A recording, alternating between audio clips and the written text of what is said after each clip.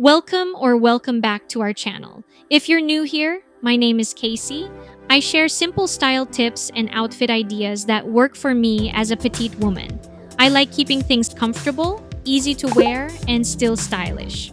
So if you're also figuring out what works for your frame, you might find something helpful here. There was a time when the clean girl aesthetic felt like it was everywhere. It became one of those looks that you could recognize almost instantly. Slicked back hair, glowy skin, neutral clothes, gold jewelry, and makeup that looked polished without looking too obvious. It was simple, neat, and easy to understand, so it made sense that a lot of people were drawn to it. But I think the more popular it became, the more it started to feel like looking put together had to follow one specific formula. Instead of just being one way to look neat and polished, it became this very particular image people felt they had to copy. And that is where I think the idea started to become less useful. Because if you remove the trend label, a lot of what people call the clean girl aesthetic is really just basic personal care. It is hygiene. It is grooming. It is wearing clothes that are clean and presentable. It is knowing how to dress appropriately for where you are going. It is looking like you take care of yourself in a way that feels natural and realistic. That, to me, is a much better way to talk about it. Because once you stop treating it like one very specific internet look, it becomes something people can actually apply in real life. It stops being about having the right face, the right wardrobe, or the right products, and starts being about the basics that make anyone look more put together. For example, one of the most overlooked parts of looking polished is hygiene. Not because it sounds exciting, but because it is so basic that people assume it does not need to be said. But it does matter. Things like keeping your nails clean and trimmed, making sure your hair is washed, keeping your breath fresh, and wearing clothes that smell clean make a real difference. These are simple things, but they are often what make a person come across as neat and well kept. Your nails, for example, do not need to be done all the time or styled in a certain way. They just need to look neat. The same goes for the rest of your grooming. A person can wear a very simple outfit and still look put together if the basics are there. The same goes for skincare. I think one of the reasons trends like this become unhelpful is because they make it seem like good skin comes from owning more and more products. But skincare does not need to be excessive to be effective.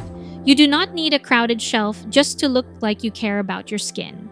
In many cases, it makes more sense to keep things simple and stick to what actually works for you. And if you do have real concerns with your skin, it is still best to consult a dermatologist instead of building your routine around whatever is trending online. That matters because skincare is personal. What works for one person may do nothing for another, or even make things worse. So if all your skin really needs is a few consistent basics, then that is enough. It does not have to look impressive on a counter to be a good routine. I think that same principle applies to grooming overall. Looking polished does not always mean doing more. It often just means doing the basics well and being consistent with them. Hair is a good example of that. Not everyone needs slicked back hair to look neat. For some people, that works. For others, it may not suit their face, hair texture, or daily routine. But clean, maintained hair always helps. That might mean a neat ponytail, a simple blow-dry, brush-down hair, a manageable haircut, or any style that looks presentable and feels realistic for your lifestyle. Then there is clothing, which I think is where people often confuse style with presentation. When people hear the word clean, they sometimes think it means beige outfits, minimalism, or expensive-looking basics. But to me, clothes look clean when they look cared for, fit properly, and make sense for the setting. That means wearing what is appropriate for the occasion. If you are going to a meeting, dress for that. If you are going to church, dinner, or a family event, wear something that fits the tone of the place. If you're running errands, you can still dress simply while looking presentable. It does not have to be formal all the time. It just has to look like you made choices that make sense. And of course, the condition of the clothes matters too. A simple outfit can look very polished when it is clean, fits well, and is properly prepared. But even a nice outfit can lose that effect if it is visibly worn out, overly wrinkled, stained, stretched in the wrong places, or not ironed when it clearly needs to be. Looking put together is not just about what you wear. It is also about how well you take care of what you wear. That is why I think presentation often has less to do with buying new things and more to do with maintaining what you already have. Washing clothes properly, ironing pieces when needed, storing them well, and letting go of items that already look too tired to wear outside can do more for your overall appearance than chasing the next trend. Fit matters too. You do not need a huge wardrobe to look put together, but it does help to wear clothes that actually work for your body. If something is too tight, too loose, uncomfortable, or always needs adjusting, that tends to show.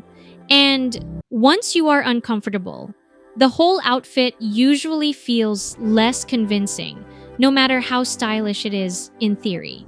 That is also why I think comfort should be part of this conversation. A lot of online looks are built for photos.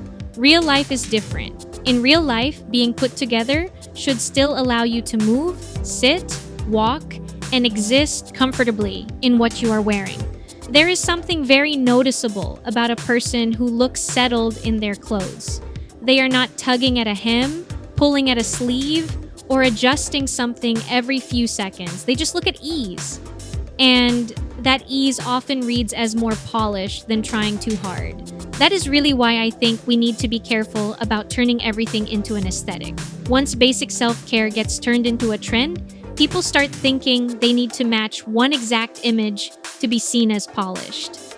But real-life polish has never only belonged to one hairstyle, one color palette, or one type of beauty. Not everyone likes neutral outfits. Not everyone wants minimal makeup. Not everyone looks their best with slick back hair.